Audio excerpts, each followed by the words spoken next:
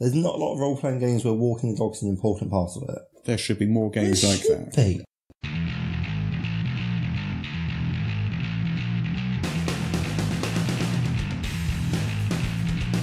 Hello, and welcome to Morris's unofficial RPG Tabletop Talk. My name is Russ, aka Morris, and with me is... I'm Peter Coffey. I'm with the Southampton Guild of Role Players. It's super excited to be here.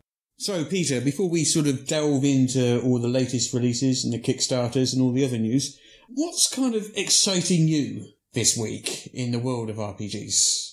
And one of the things that I saw straight away that appealed to me was there's a game called Monkey coming out, which is another version of Journey to the West, which is like this massive bit of Chinese folklore legends and things. Yeah. It's like Robin Hood and King Arthur all wrapped into one. And it's the story of how the monks took the scrolls which contained Buddhism from China to India. Wow. Which is in the westward direction, hence Journey to the West. So what's the gameplay? Gameplay, I don't know, because I've only seen it on the website, but it looks really good. And you may have seen a little not a cartoon series, little anime live action series in the early 80s called Monkey Magic. I may have heard of it. That was actually a Japanese version, but there's also like the Chinese version, which comes on something like 24 DVDs. Mm. But yeah, it's like you've got Sandy, Tripitaka, and Pigsy being the name of a pair of demons, and of course Monkey. But the actual Chinese names for them are, Monkey is Sun Wukong, which is like literally the Monkey King. You got Zhu Bajie, which is Pigsy. Sandy is Sha He Shan, which is the Sandy Monk, which is fair. And Tripitaka is actually Tan Sin. So yeah, I would be interested to see whether they went with the Japanese names or the Chinese names. So when is this coming out? Is it a Kickstarter? I don't think it's a Kickstarter. I did see it on the list of things that were coming out when I was like diving into it. Could be a Kickstarter, might not be. That was something that caught my eye while I was looking at the website earlier. I also liked, there was a really good one for Tomb of Beasts. They've got Tomb of Beasts Component Edition. Mm-hmm. Wait, Tomb of Beasts was like, I think it's Kobold Press. Yeah, that's correct. Yeah, like third-party publisher. Yeah, well, I know mostly because I have it. And it's been great for scourging the players with, players. Where would we be without them? Much sadder. Got the players. Well, yeah, if we didn't have players, we wouldn't be able to run games. It would be awkward, certainly. You'd just basically be sitting there telling stories to yourself. At that point, you might as well get a proper job. That just sounds like Saturday night for me. Good to know, Russ. Good to know. Yeah, Tomb of Beasts Component Edition. It's basically, so you've got all these fantastic beasts. You killed them all. What bits do you get out of them? And that seems to be what that was about. So I thought that was quite interesting. Has anything caught your eye?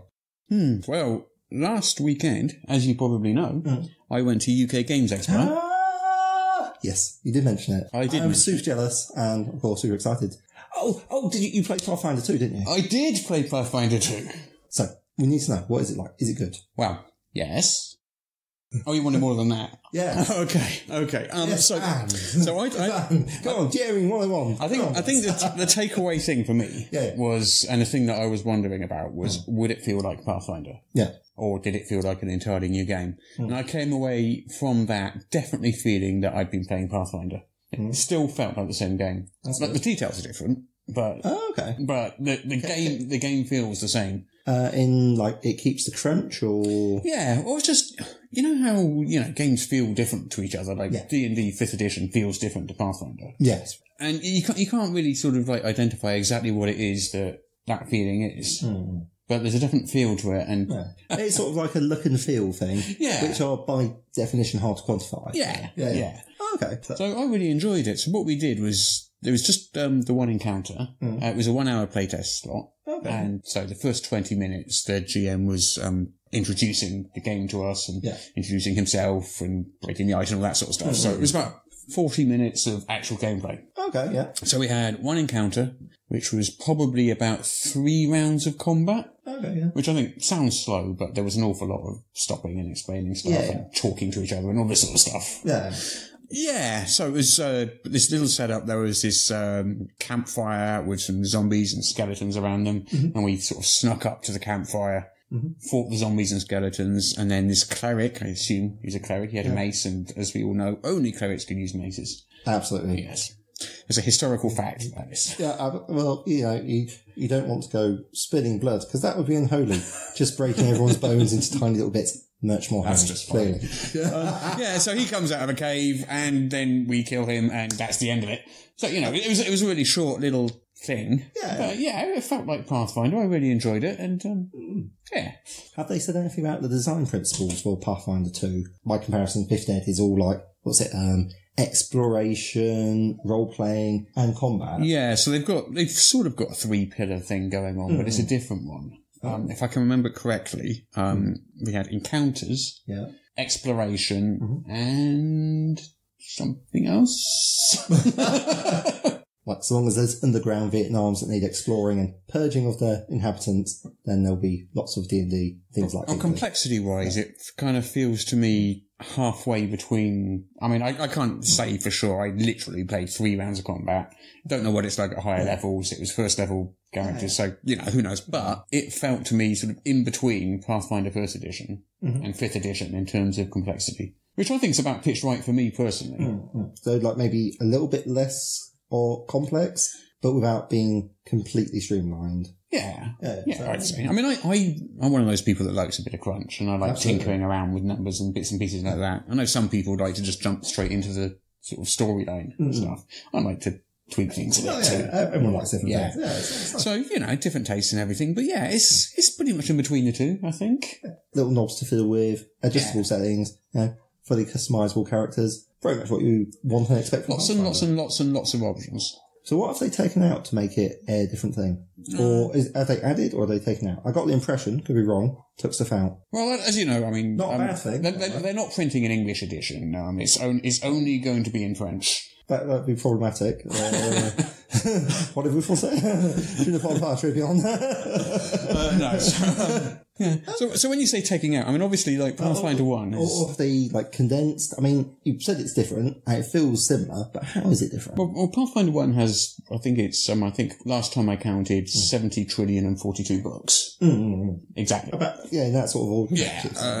Whereas Pathfinder 2, so far, is 1 book.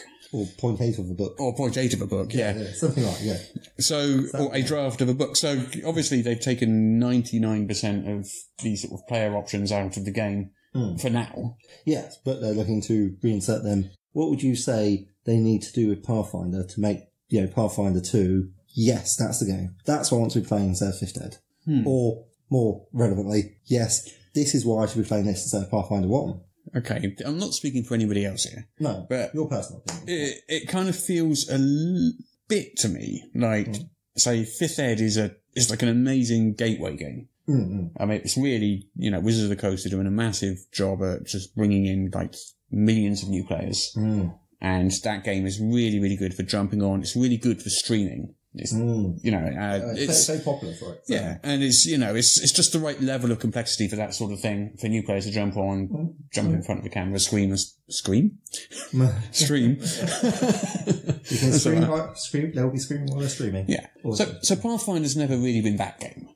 Pathfinder has always been a sort of, you know, a crunchier sort of approach to gaming. Okay. Pathfinder, you know, largely requires miniatures, 5th edition. A lot of people don't use them. Yeah. Not that you have to use miniatures in Pathfinder. I've run campaigns and barely touched them. Yes. But if you want something a little more advanced, a little more customizable than, say, D&D 5th edition, that might be your, you know, or one of your choices for a go-to game. Yeah. And given that they're starting again now, if they wanted like an on-ramp for it, this is, you know, this is a good time to do that. Okay. Rather than jumping in at book number 742 trillion. The volume of Pathfinder material currently out there. It's intimidating, isn't it? Yeah, that's certainly one way to describe it, yes. A lot of it going on. Okay, so that sounds pretty good. So it might be a chance to sort of like maybe do a bit of a reboot, iron out some niggling problems that might have been there. Yeah. Because the first time you draft a system, it's never going to be brilliant. And they've got like, how long has it been going now? Since, 2000? Yeah. Oh, yeah, 10 years at least, yeah. So in that time, I imagine they've got some substantial player feedback and they may have one or two ideas about how to make things better. There were some fairly substantial changes. Yeah. Like, for example, the action system. Each round, you get 3 actions now, which you can spend how you like. You can attack 3 times. You can move 3 times. You can move and attack. You can attack and move.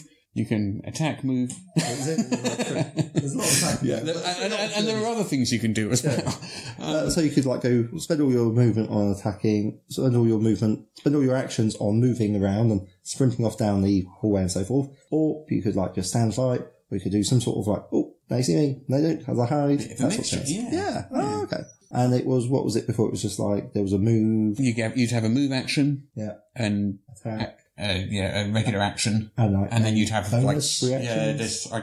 this is kind of quick actions, maybe. Yeah, this is kind of later on where I kind of like started sort of like losing it a bit with Pathfinder 1. There's a lot of sort of swift actions, quick actions and things like that. Like little baby actions. Yeah. When it's like not big enough to be a proper action. Free actions and stuff. I mean, it's been a few years since I played Pathfinder 1. Yeah. So I can't fully remember all the intricacies, but it definitely felt like it's the same. It's kind of streamlined in that sense. So it's just, there's 3 actions and you can do 3 things, whatever those 3 things are. Although it turns out, spell casting takes between 1 and 3 actions, depending on how many components you have in your spell. So like traditionally D&D has its somatic, material and verbal components. Yeah. So if you cast a spell with somatic and verbal components, that's 2 actions. If you cast one that's just a verbal component, that's 1 action. With you, because you need to do a separate action for each of the components. Yeah. So I don't know how that plays because we didn't really see any of that in the playtest, but it'd be interesting to find out. It would certainly make spell selection a bit more of an intriguing problem, because certainly I know material components do tend to be neglected. That's a bit of unnecessary bookkeeping to be kicked to the side. But yeah, okay. Yeah, it'll be interesting to see what they've done with material components then. Whether or not, I assume you're not actually going to be bookkeeping them, because I think that's pretty much dropped out of favour in pretty much any game. Oh yeah. These days. I think like 5th Ed, you've got material components. You've got a pouch full of them, and that's all that matters. And sometimes they're consumed, and sometimes they're not, and that would make a difference. Yeah, all right.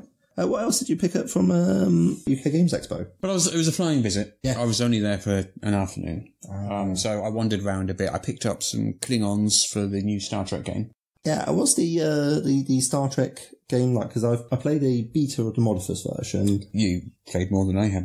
Oh, okay. Yeah. I have a copy of it. I haven't played it. So tell me, how did it go? You've played it. Well, it was still in beta at, Contingency this year. It was the year before, or maybe even the year before that. I forget. But yeah, it was quite good. There's a fair bit of technical crunch to it, which I thought was an interesting choice, because to me, I've never really thought of Star Trek as being all that crunchy. But yeah, there was some good stuff that I recall. Probably the most memorable thing about the Modifus system is you're attempting to roll low on the D20. Is there a 2D20 system, is it? Yes. Yeah. You want like a 1, or you get like a focus or something, so you can like, basically the more focus you have, the more numbers that count as like double success. Right. And you're sort of building up like a pile of momentum or something they call it. I can't remember. You're supposed to spend that to increase the number of dice you roll, which obviously, because you've got skills which are like in the region of 9 to 14, and you're trying to roll equal to or under that on D20. One's a critical success, a focus number, like a 2 or something, that you can buy skills to increase that range and give you like extra successes, which means extra momentum, which means you've done. I'm just going to make a face like I followed that. Oh, absolutely. Yeah. It's all about like building up like successes so that you can then spend them, or your team can spend them on your round. And you're also supposed to be like sort of doing deals with the devil, quote unquote, where you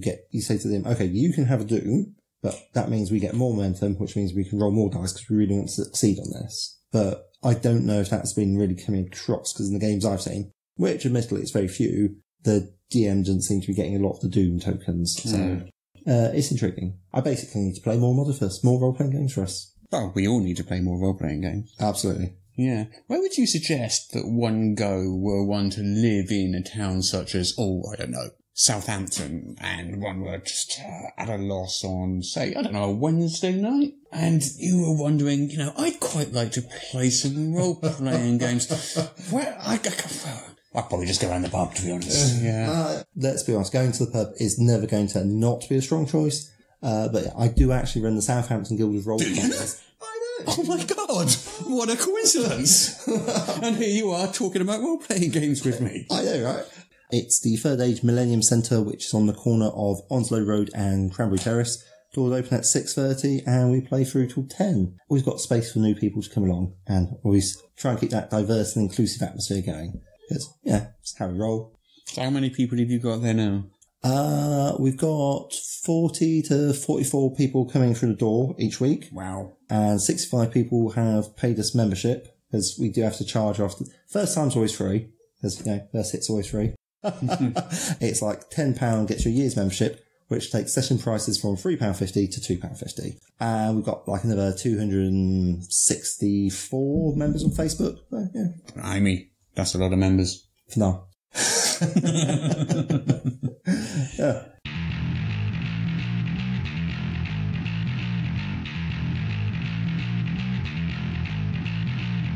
Oh, well, talking of 5th edition, though, were you aware of the latest announcements? About Dragon Heist and Lords of Waterdeep? Yes. Yes. Oh, yeah. I am aware of it. I'm a bit cautious about such things. I'm like, when I have it in my sweaty hands, then I'll believe in it. But until such time, I'm like, oh, yeah. We'll wait and see. Did you see any of that stream of eyes they ran all last weekend? Oh, no, I missed that completely. It was completely gutted. I only found out about it after it came out. I was like, right, okay. That would have been relevant to my interest. Well, I missed it because I was travelling around up at UK Games Expo. Yes. So I kind of had to find out about it afterwards, just like you. Yeah. But no, it sounds really good. I'm quite excited about this. Yeah, the bits and stuff that I've read about online and so forth have been sort of a city of thieves. Yeah. And there's like a mini adventure, but really what most of it is doing is teaching you how to run D&D style games in an urban setting, which, I'm banging alongside. I love a good heist, me. So this is just our pilot episode. Next week we'll do a deeper dive into Waterdeep, Dragon Heist and Dungeon of the Mad Mage and give it a bit of special loving attention. So anybody who wants the latest on those two books, tune in for our official episode 1 next week, where we'll unpack, unpick, and generally delve into everything we know, or don't know. Anyway, on with the show. So what are your general thoughts on the sort of general D&D focus on the Forgotten Realms for the last 4 years? I'm not super excited about Forgotten Realms because I find a lot of the names nonsensical and hard to pronounce. Like there's a chap called Sildar Hallwinter, who's in like one of the main books, Lost Minds of Phandelver, and I've been recently running it. One of my players called their character Silas, and my brain said, you know what, Silas is a much better name than Sildar. So now I've got a tall Silas and beardy Silas. Oh, I see. Well, yeah. I'm empowered to make sure my players have a good time. And he's a good chap. He doesn't mind me taking the mic. Well, I hope not. Never mind. He's still playing, so isn't that the important thing? Yeah. And all those strange phone calls you've been getting at night, they're not from him, are they? No. No. But no, the Forgotten Realms, yeah. I mean, but what are the other places that you could go? Like Spelljammer? That's one. Well, there's rumours about more D&D settings coming in later this year. Oh, interesting. Nobody knows which. But Nathan Stewart, who's the brand director over at Wizards of the Coast, he said, and I have to quote. Oh, yes. Actual quote. This makes this like actual news. Exciting, isn't it? Isn't this good? So, he was talking to comicbook.com over at that Stream of Eyes thing. Yeah. And, he said that, Wizards plans to open up a couple more D&D settings for play later this year. And what he said was, it's going to be more like, you have to imagine this in an American accent, by the way, which I'm not going to do. Probably for the best. It's going to be more like at the level of how Barovia, introduced in the Curse of Strahd adventure storyline, is in terms of stuff. Here's a thing that's going to give you a taste of the setting, but we're not going to get to that setting yet. We're just letting you get in there and start doing it. Fantastic. I'm not sure what that means exactly. Well, that would jibe with what I've heard, which is it's basically supposed to be teaching you, saying, here is a setting, go play. So well, my guess is they're opening them up on the DM's Guild for fans to write material for them. I think. Interesting. I mean, there's different ways you could interpret that sentence, and yes. that's what sort of jumps out at me. Okay, so yes, this will be a thing that we'll support, but we're not going to produce much beyond some initial maps. Yeah, maybe. Maybe, no, I don't know, stick a PDF, an intro PDF up on DM's Guild as a sort of reference point, and then just say, hey, you DM's Guild authors, you can just start writing for this setting. There's a huge amount of fan base. Was it like D&D games or what, 90% of the market? Something like that, Yeah. Something ridiculous, yeah. Wow. Which is wonderful in many ways. I'm pleased that role-playing is expanding, but there are many other role-playing games that are not D&D which are still quite good fun. But I think those games benefit, because I think what happens is when the sort of market leader is actively bringing in millions of new players to the hobby, eventually, I mean, I know trickle down is a bad word, but but I think in this case it's valid. I think it benefits everybody over time. Yeah, that's true. It's like, I think a large, strong, robust market is good for every producer within that market. Yeah. And if the market leader is the one to take on the burden of, growing that market, bringing in the new players, acting as the gateway, I think we should all be, fairly grateful for that, because us smaller players in the game can't do that. No, that's true. Don't have the resources. I mean, yeah, as a hobby, having more people doing role-playing, I think that's always going to be a good thing. Yeah. It's like big old world, you can play D&D and other things as well. You sometimes see online people that sort of resent the success of D&D. Yeah, and I do find that a bit odd. Yeah, and I think, well, why? I mean, it's not taking anything away from anybody. Yeah. It's growing the market. It's benefiting other producers. Yes. It's not stealing players from other games. Yes. I mean, to be honest, if you've got Dungeons and Dragons, and I'm sure I can expect Wizards of the Coast to be sending some hit squads after me even as I speak, but it's all much of a muchness. It's like your level of crunch and complexity varies. I think it's really interesting that by far the top 2 most popular RPGs in the entire world are 2 different flavours of D&D. Yes. D&D and Pathfinder. And then behind that, I think, what is it? Star Wars behind that.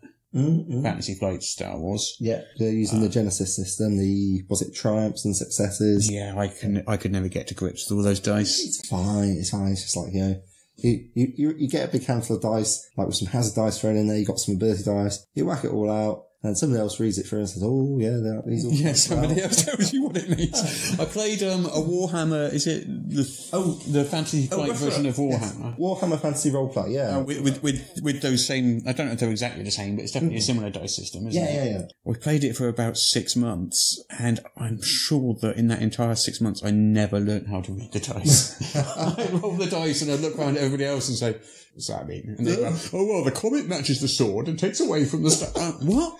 I think this says more about you, Russ, than it does about the game. I think it might do. No, but I think they're bringing out a new edition of Woofer, aren't they? Are they? I heard. Are they? Yeah. Ooh, yeah. Yeah, Cubicle 7 are bringing out a new edition of Woofer. Sorry, I have to contain my excited screen noises. Oh, yeah, so Cubicle 7 have the license to produce Warhammer Fantasy Roleplay. They announced, was it earlier this year? Was it late last year? I can't remember when they announced it. And it seems like the game's due very soon. I thought it might be coming out at UK Games Expo, but I didn't see it there. I think it's probably after September, because I've got some players who are like, yes, you want to run it? I'm like, yes, I do, but I've got some other stuff. Or maybe a Gen Con launch, perhaps. Oh, that would be maybe nice. I have to send a roving reporter over there. Okay, and I think there's also the Warhammer 40k as well. Yes, there is. Ooh, how exciting. It is being produced by Ulysses North America. Oh, okay. It's being developed by Ross Watson. He's been doing development on Rogue Trader and Deathwatch, as long as previous 40k products. Nice. So he's experienced with the game. So it's Warhammer 40k Wrath and Glory. Ooh, nice. Good name. Launching 2018 with the Wrath and Glory core rulebook. Right. I should definitely have to have a look at that when it comes out. Yeah, I don't know much more about it, I'm afraid, but there's a teaser trailer online if you want to Google that, but right. Other than that, 40k later this year.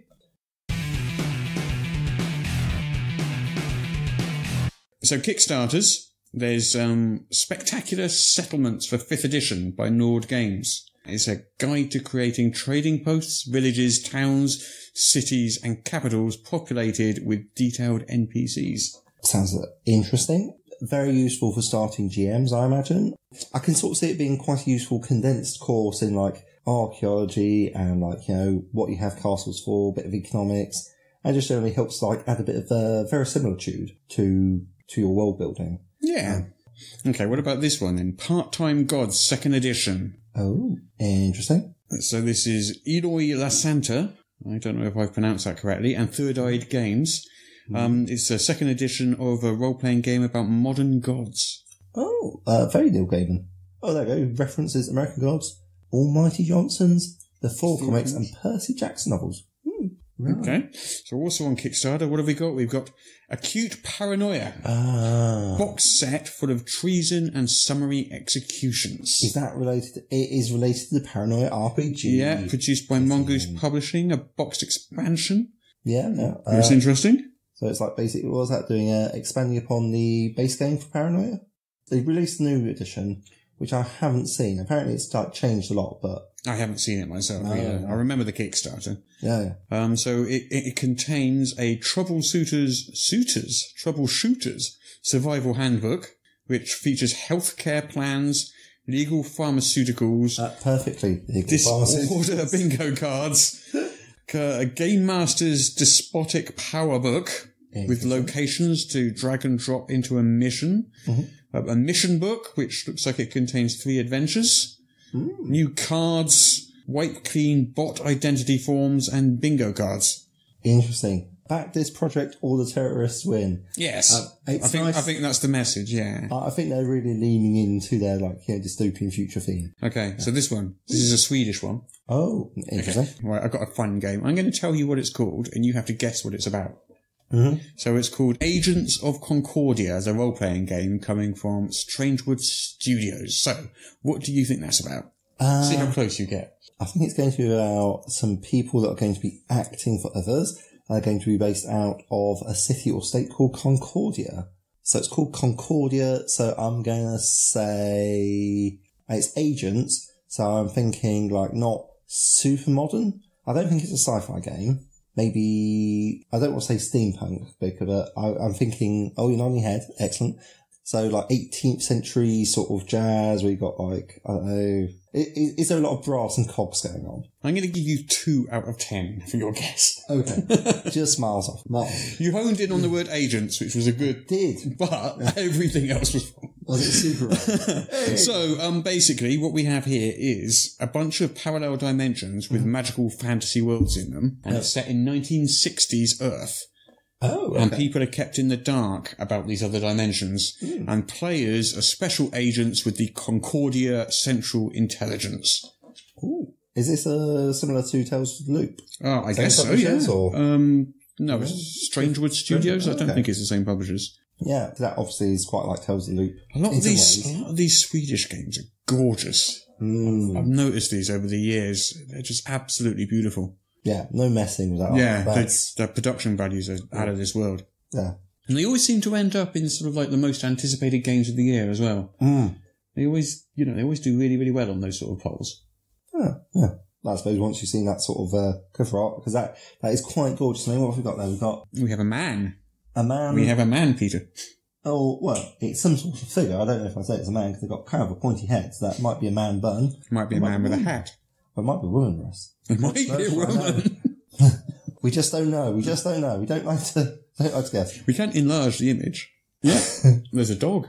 Oh! There's not a lot of role-playing games where walking the dog's an important part of it. There should be more games like that. I think you're right. There's a gap in the market with those. In fact, I think there should be a role-playing game based solely on that concept. Next one. Okay. You're right. Should we try the same game again? Let's do it. I'm enjoying this game.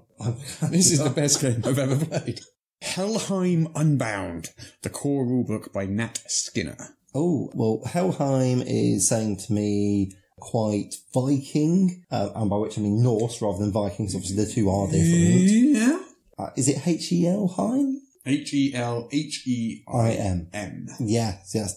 I'm guessing some sort of Norse-based supernatural game where they're descending into the frozen depths of hell to, I don't know, fight stuff.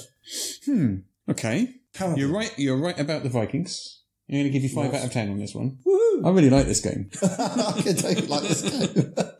A role-playing game designed with quick resolutions and narrative play. Yes. Used as a generic system, but included is an example setting at the dawn of the Viking Age, where players embark on daring raids with Vikings or enlist with King Charles on his crusade to spread the boundaries of Christendom. Interesting. Would not have got that name. No. Would not have got that from the name. You got Vikings, though. I did. Okay. All right. Next one. Okay. The Curse of Rosloff Keep. High-level 1E and 5E gaming adventure by Scott Taylor. I think the title has given that one away. I think it might have something to do with like Savage Worlds or something like that. No, is that the wrong system? Latest Star Wars adventure. Yeah. Absolutely, yeah. Of course it is. Yeah. Yeah. So I'm guessing there's a keep or castle of some guy called Rosloff, and he'll probably like kicking his doors in and stealing his stuff. Well, apparently this is a 6-part mega campaign. Starting at 10th level. What? Designed for 1st edition and 5th edition D&D. Does make more sense than you might think. But not 2nd, 3rd or 4th. Just 1st or 5th. I would have thought 2nd would be a good fit, but please continue. Doesn't say 2nd. Okay. Says 1st and 5th. You're not allowed to play it with 2nd. Them's the rules. I'll play what I like. I'll get Vagabonds of Dyfed out and I'll play it. I'll be like, yeah, you thought you could stop me, but you were wrong. So, a mega campaign starting at 10th level, because like 10th level at 5th Ed is... It's quite high. That you get some serious power on your players at 5th Ed. They cause... I'm not picking this from any particular thing, like things like animate objects, where they cause your pillar to come to life, start hopping around, and batter your fire giants to death in a grisly fashion. I'm like, oh. Okay, next one. Yes. High Pass Chronicles. Hold the Line. Well, there's some sort of ongoing series called High Pass, I'm guessing, which is why they have Chronicles. And Hold the Line evokes in my mind, with High Pass, a sort of a 300 vibe, but I'm thinking more fantasy. So you've got like a bunch of burly dudes in armour standing and saying, look, no orcs, no trainers. Okay, guess the system. Oh, interesting. Because obviously I want to say D&D. I have like a 90% chance of being correct. My face is not giving anything away. We should play poker sometime. No reason. Or perhaps we should not. What was it? Is it 5th Ed or Pathfinder? It is 5th edition. Hey, there. It's a 1st level adventure going up to 4th or 5th. It says it's not written in a linear fashion. Mm-hmm. It's designed in a semi-linear fashion. What do you think about that? I think you've said some words there. I think what they're trying to say is this is not completely on the railroad. I guess so. It's At a little certain points in the adventure, some things will happen, it says. Really? Well, I do hate those adventures where you go and nothing happens. Those are like the worst.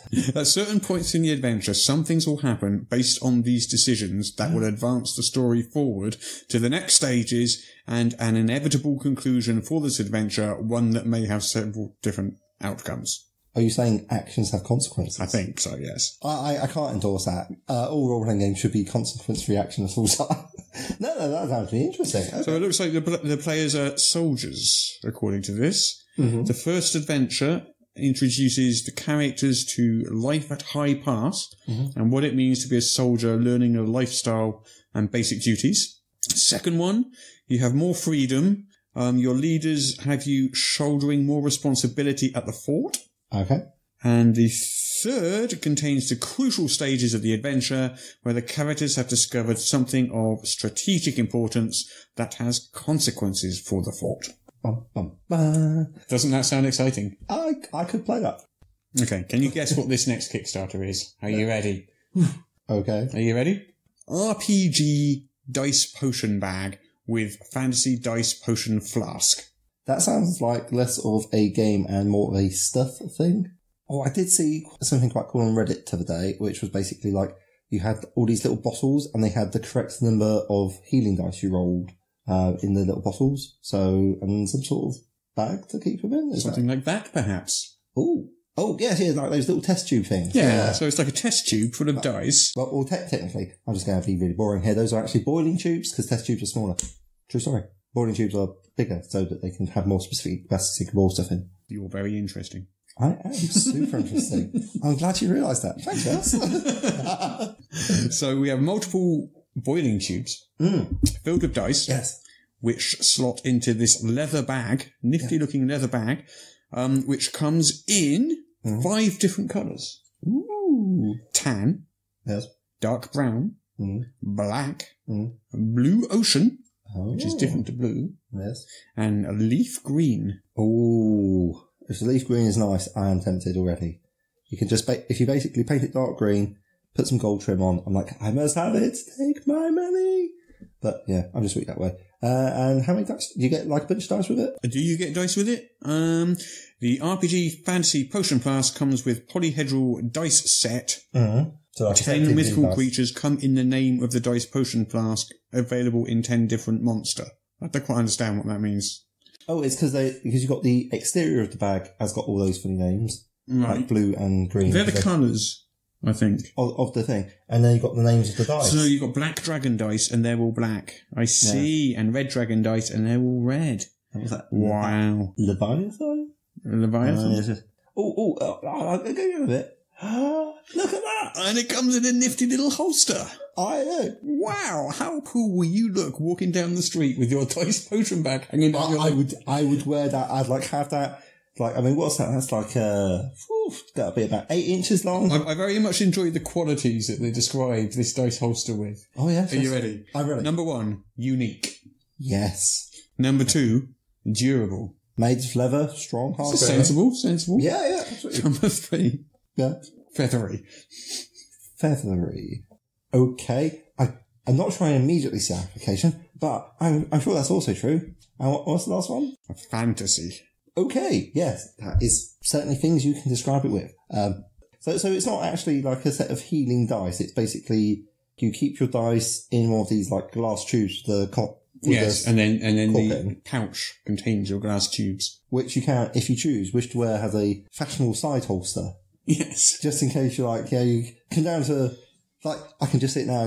It's high noon at the role playing game con. You're face off against your arch enemy. It's like go for your dice. They're fumbling in their rucksack, trying to get out their like dice bag, as you effortlessly flip up the top, part the test tube, bam, dice. Good times. That's how role-playing games work, right? That's exactly how all my role-playing games work. That's good to know. I see I've been playing New wrong. Anyway. Right.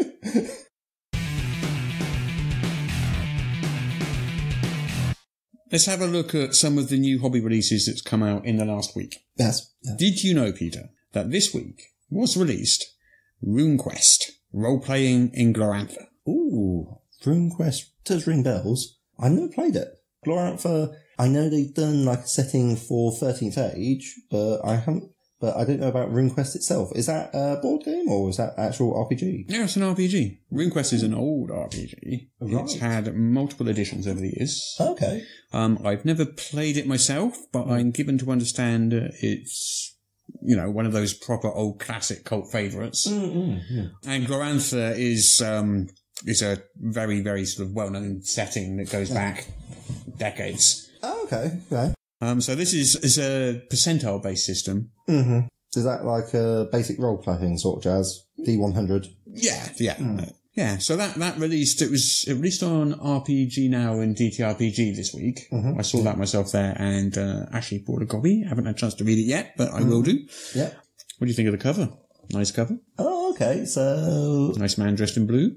Well, he's very strongly evoking like Indian myth and legend, because blue's a very holy colour in India, like Krishna is one of the Hindu gods is always portrayed as blue. He appears to be carrying some sort of sword that's at least partially constructed of lightning. It's got some nice greaves on, and we've got various people coming down out of the sky. Do we think? I think are they walking down a mountain? Are they walking down a mountain, or are they just flying? Or are they in the sky? They might be in the sky. They do have a in the sky look about them. To be fair, we're looking at quite a small version of this cover. It is quite small, but yeah, I got the impression of sort of from that cover that says to me, we are like basically gods, and like we're here to kick ass and chew bubblegum, man. Bubblegum hasn't been invented, so you best get on that before we. Yeah. Well, spoilers. Sorry. I'm just saying what it says. Ooh, look at this one. Ooh. Now, the modern action role-playing game. Oh, that looks good, doesn't it? What do you think of that helicopter and that police car? I think it's got a very cheesy 80s vibe. So disclaimer that must be made. I published this one, so that's why it's the best one. Well, you've got like what's old is new, and I do have old and new, so it does look good. I haven't picked up now yet. So I've got elite spies, ninjas, secret agents, weary investigators, elite hackers, shadowy ninjas, roving reporters, kung fu experts, weathered soldiers. It's basically the 80s brought to life. So you know all those 80s action films and TV series? Yeah. All that sort of stuff. Yeah. So you could have the A-Team and Knight Rider and Commando and... Oh, yeah. And like maybe mix it in a bit of new and have a bit of Predator in there as well. Or you could do that too. The whole opus of Arnold Schwarzenegger awaits. Drive a Aston Martin DB5, perhaps, if you wanted. So, like... play a mutant. Oh, nice. So obviously other games that would do that sort of thing would be stuff like Feng Shui. No, there are no other games. There are no other games. There are no other games. There's only one game. What are these other games you speak of? I don't know. Let's move on. Obviously, it's like a big achievement getting any sort of book out. But like, what's the one thing that you'd like? Yeah, this is the bit I like. Yeah, I've done this bit. Sweet. I really like all the supercars. Oh, so when I was a kid, I was a big fan of Knight Rider and Airwolf and all that sort of stuff. Absolutely. And Street Hawk with the bike. Street Hawk and James Bond's Aston Martin and stuff like that. Nice. So we've got a vehicle design and customization system in there, which I just love. That does sound nice. It's fun. Yes. I'm feeling some cyberpunk roleplay brewing in my brain already. Excellent. Yes. Right, next out this week. Seventh Sea, Lands of Gold and Fire. This book is a supplement for Seventh Sea, which, do you remember, was it last year, the Kickstarter, or the year before? I think it was the year before. Over $1 million. At the time, a record-breaking RPG Kickstarter. Wow. And it's only just been surpassed by Matt Colville. Oh, with his, was it Followers and Strongholds Kickstarter? Yes. Yeah, that's the one. And he made over $2 million. But up until then, Seventh Sea was the leader, and the leader of the pack, as they say. And so Seventh Sea, Lands of Gold and Fire is a book containing material for Seventh Sea, Lands of Gold and Fire. It says this book contains material for Seventh Sea, Lands of Gold and Fire, including new mechanics for backgrounds, advantages, arcana, stories, dueling styles, and sorcery. Have you ever played Seventh Sea? I've never played Seventh Sea. It's, I think, is that the one with the drama dice? I haven't played it either. I couldn't tell you. People tell me it's one with drama dice. Looks like it's got 5 new settings. Mandan, Mabay, Maghreb. Five nations, it says. Yeah, it's looking like from those names like quite African and maybe Egyptian. Desert land. Yeah, you got Kemet and Maghreb. Well, Kemet would be quite Egyptian name to me. Maghreb would be quite Arabic. Mabay would be like African, like a bit sub-Saharan Africa. Maybe. And Axum and Mandan, I could tell you. I'm just saying what the names are. The names, yes, okay. Yeah. Band of Blades. Band of Blades. I know a guy who's going to be like... Blades in the dark setting. Super excited. So Band of Blades, that to me, that says like it's like Band of Brothers. Dark military fantasy. Hang on then. Pretty close. Yeah. I'll give you a 9 out of 10 for that one. But we're not in this Kickstarter segment, so I can't do that. No. But it's still a good name. It's got all the usual Blades in the Dark stuff of like generating a band of criminals. It's a game about the remnants of a mercenary band named the Legion, retreating from a failed offensive and armies of the undead. The Cinder King's generals, called the Broken, give chase across the nation of Aldermark, and our legionnaires fight fresh horrors every night. Oh, I see they've kept the cheery and upbeat setting. Yes, sounds lovely. What could go wrong? Probably perfect for kids. So. Just rush out and buy it for your 5-year-olds now. Yes. That looks rather good, yeah. Yeah. Rememorex. Okay. Core rulebook. An RPG of suburban 80s horror. Suburban 80s horror. Spielberg, Carpenter, King and the Duffer Brothers. Oh, Duffer Brothers are the Stranger Things. Yes, they are. A narrative-driven storytelling game designed to evoke the warm memories of a lost genre of adventure. The VHS era. 1980s is like super huge because like Tales of the Loop, which I mentioned already. Oh yeah. Nostalgia's such a big thing at the moment though, isn't it? Yes, looking back to better days. Well, that looks interesting. Rememorex. Oh, it's sort of like Is that a spaceship on the front? Do you know what that reminds me of? That reminds me of an old VHS video case. Do you know what I mean? I think it's supposed to, yeah. Yeah. For our younger listeners, a VHS was what we used before we had What computers. does VHS stand for? Video something system? Video home system? Quite possibly. I know VHS was supposed to be not to be as good as Betamax, but was just a lot more popular and it's right out. I got that one. Vagabonds of Dyfed. Yeah. Diffid? Dyfed. I don't know. I just call it Vagabonds, because I can't pronounce. I think it might be sort of a Welsh sort of thing for Diffed, but there's nothing in the book actually to say about it. I'm actually quite interested in this because I have been following Powered by the Apocalypse quite closely because there's a lot of things that are quite attractive about it. For instance, you only roll the dice when it's important. I'm old and cold and covered in mold, so I don't like to waste my time anymore. So I want to like say, okay, this is important, make this count. So you've got like sort of a tagging system, and you've got like various things you can add into it. And they roll 2d6 and you add some numbers and if you get 13 plus, which is not impossible on TD6 because you're adding +3 to it, then you've got a critical success, otherwise you haven't. And what the idea behind that is an attempt to get all the second edition modules, of which there's absolutely tons, which all sound absolutely fantastic, except the one small drawback being you have to know second edition to play them. And quite frankly, like people keep on trying to explain Tarko to me, and I keep on understanding at the time and then immediately Explaining forgetting. what, sorry? THACO. Oh, THACO. I call it Tarko because it's funnier. To hit armor class 0. Yes. But yeah, so what that does is that has ways to take the armor classes of monsters and hit dice of monsters and convert it into something that would be compatible with Powered by the Apocalypse. Okay.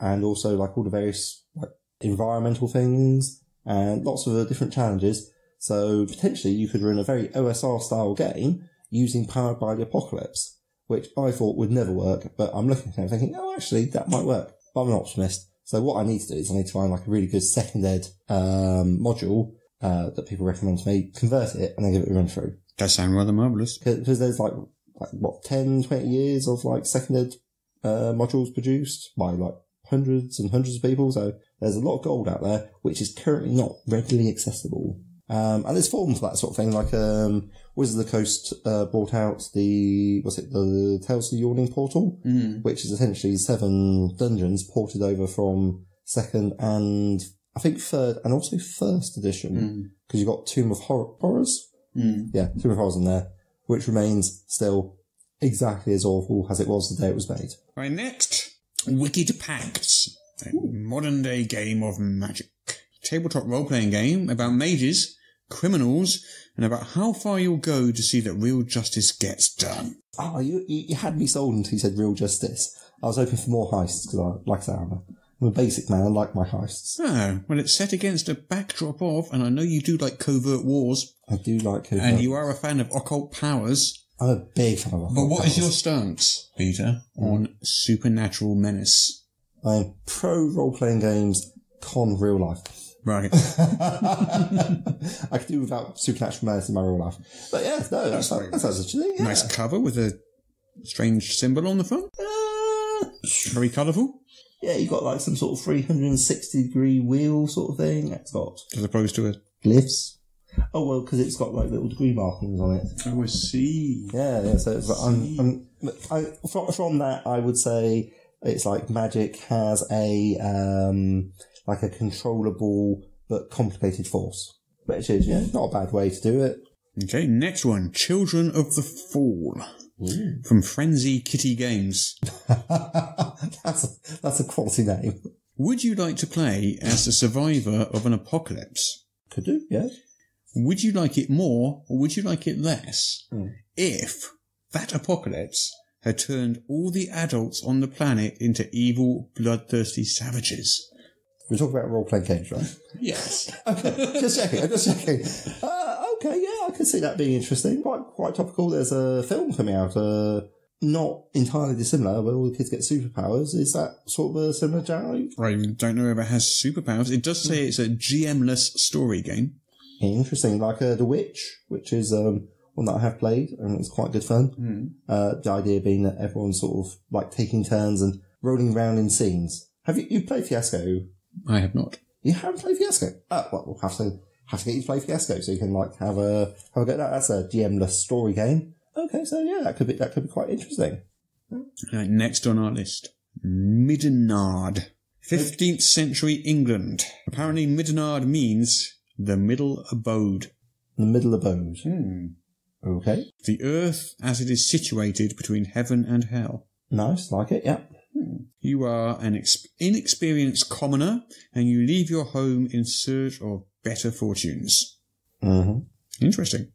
Yep. Okay. I'm getting an OSRV theme from... Yeah, I'm getting that kind of vibe from that, yeah. Was it also the perfect time to end up dead in a muddy ditch? You're not the heroic adventurer bouncing from one quest to another. Slaying all your enemies may leave you scarred and disfigured. So if you like Darker Dungeons, you'll love this. Sounds like it, yeah. Absolutely. Okay, next up we have Far Away Land. I'm liking the cover. It's like a cartoon cover. Adventure Awesome by Simian Circle Games. And everyone likes Monkeys in a Circle. Yeah.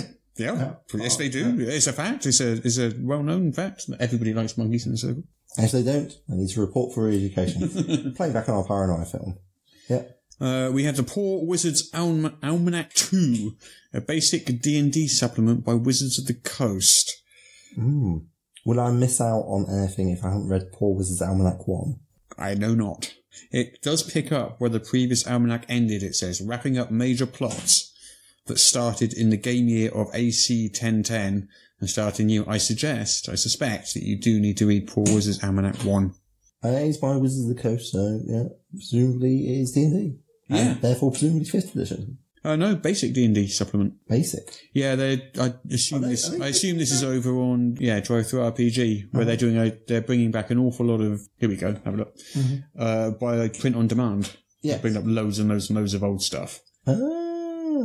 That's quite good. Well, yeah, because like I say, that would be fallback with Vagabonds of Diffed, or Difed. Vagabonds. Yeah. Incursion 1. Ooh, that looks like a flying saucer.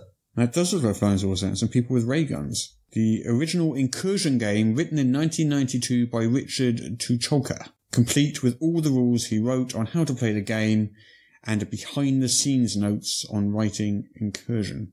I must confess, I've not heard of it. Doesn't mean a lot. But yeah, that's it. Okay. How about this one? Tall Pines. What does Tall Pines say to you?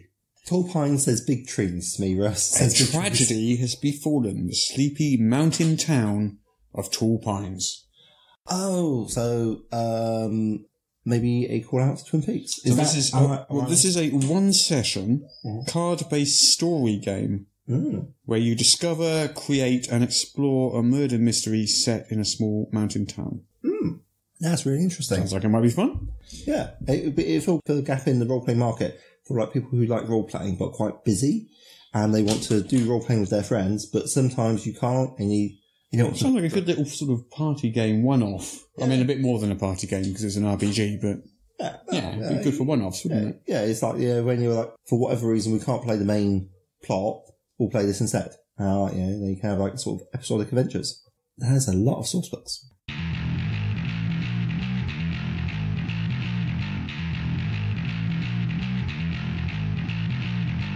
So if any of our dear listeners have any GM-based questions, and by GM, of course, we mean General Motors. Genetically modified questions. If you have any questions about General Motors or genetic modification, yes, don't ask us. No, we're super bad for that. But if you have any questions about game mastering... We're still super bad at that. We're really bad at that. But at least we'll give that one a go. Absolutely. All right. So, you can tweet me at Morris on Twitter. How can they reach you, Peter? That's probably the best way. It's either that or write an email to southampton.guild gmail.com. Okay, so the first question we have is from Toby, and Toby wants to know whether or not we think that a GM should use a GM screen. Well, that is an interesting question, and one where we have an actual legitimate difference of opinion. We did discuss this earlier today. I mean, obviously you're wrong, but that's okay. Well, I'm never wrong, but... So, okay then, why don't you take the pro side, and I'll take the... Yeah, GM screens are super useful. They do take up space on the table, but that's okay because as a GM, you're the one bringing paperwork to the table, like your notes, like books, dice, and a lot of people don't like GM screens because they say you can't see the dice rolls, but sometimes you need to hide your dice rolls from the players. For instance, if you're doing all your dice rolling in front of the screen with no hidden information, then the classic example being they're attempting to do some sort of like sense motive, insight check, some way to discern what an NPC's thinking. It's a contested roll, and if they know that they've failed, that gives them metagame knowledge, which I'm afraid some players will act with. And also, I think the real point about GM screens is that hidden information, it can easily be misused. Put my hands up to it, easy to misuse. The thing about GMing is you should be having a good time whilst you're doing it, but you've only really done a good job if your players are having a good time. So coming up with ways to baffle and fool them is important so long as you're trying to baffle and fool them so that later, when you reveal it, they'll be like, that was really good. Not so you can say, I'm really clever, you're really stupid, ha ha ha, because essentially that's like super easy. But no, just a way for them to like have an air of mystery, which later on they can reveal and be like, that was pretty sweet. So, GM screens let you do hidden dice rolls, keep stuff on the table in front of you, like checking out maps particularly. I'm showing my dungeon crawling routes here, aren't I? But yeah, I like it. I'm just wondering when you're going to read. It's amazing. Breathe? Unfortunately, if you read, my friend, I'd breathe from my ears. Oh, go on. You can have a go now. Well, it may not surprise you to know, Peter, that I am not a fan of the GM screen. For me, and I'm not talking about anyone else, but for me personally, I don't like the barrier. I like that there's nothing between me and the players. I'm one of those GMs that likes to stand up at the table, maybe walk about a little bit, stuff like that. I don't like sitting at the end of a table with a GM screen in front of me, blocking my view of the players, them blocking it blocking their view of me. I much prefer a sort of more, a more, I find it, a more organic, kind of free kind of interaction. I find the GM screen is just an impediment to that, to me. I don't know why. Maybe it's sort of maybe I've just got some deep-rooted sort of psychological problem based on GM screens, but I just don't like them. I don't like them at all. Maybe you need a short one so you can see over the top. Maybe, or maybe I just need to be taller. I don't know. Yes. Oh no! Oh, not the face. But yeah, no, I hear what you're saying. It does create a barrier, and it would depend upon the sort of game you're trying to run, wouldn't it? I suppose. Would you use one ever?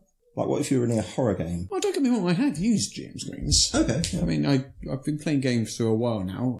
Yeah, I've used GM screens. I can see the uses of them. I can see why you'd use one. I'm just saying how I personally feel about them.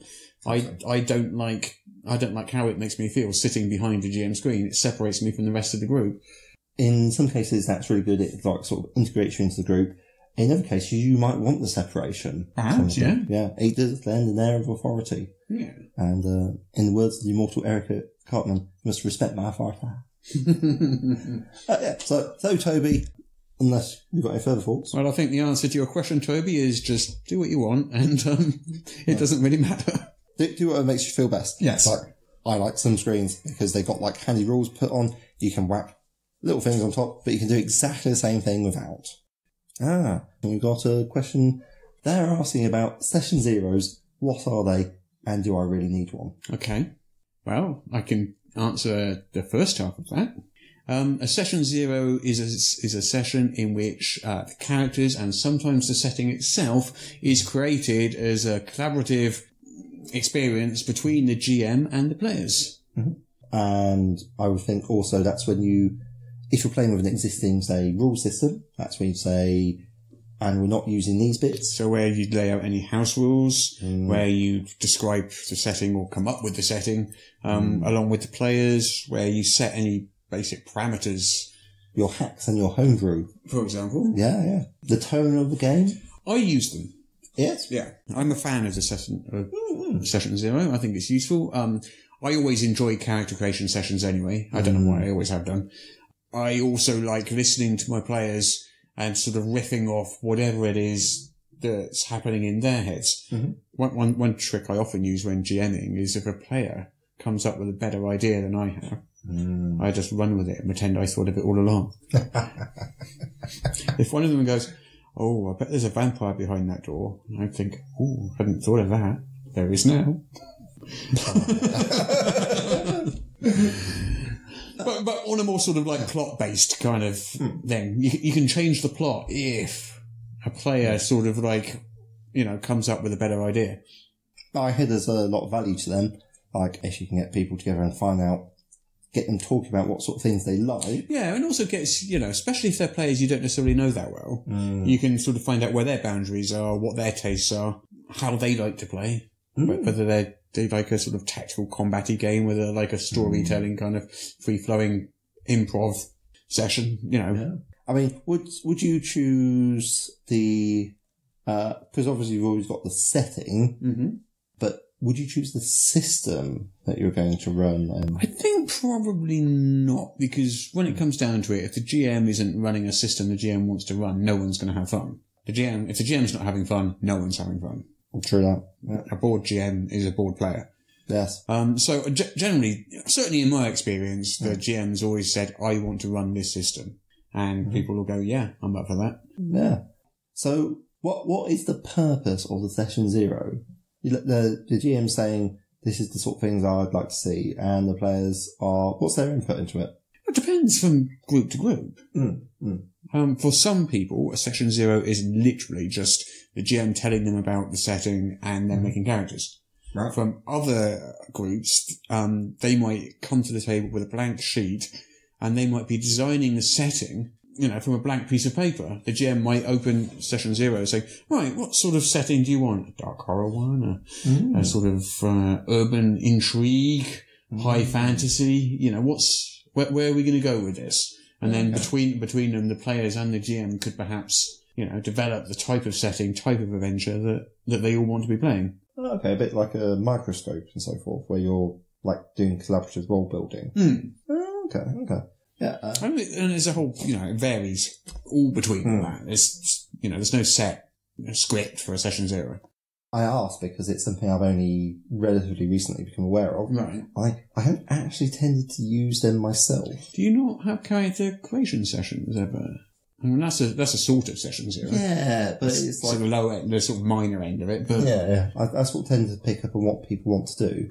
One of the things that I saw in Fate, which I really liked, because I'm not big fans of Fate systems. I don't know if I don't know, it's just something about it that didn't really appeal to me. One of the things I really liked was because you create your character, but you also need to create your group.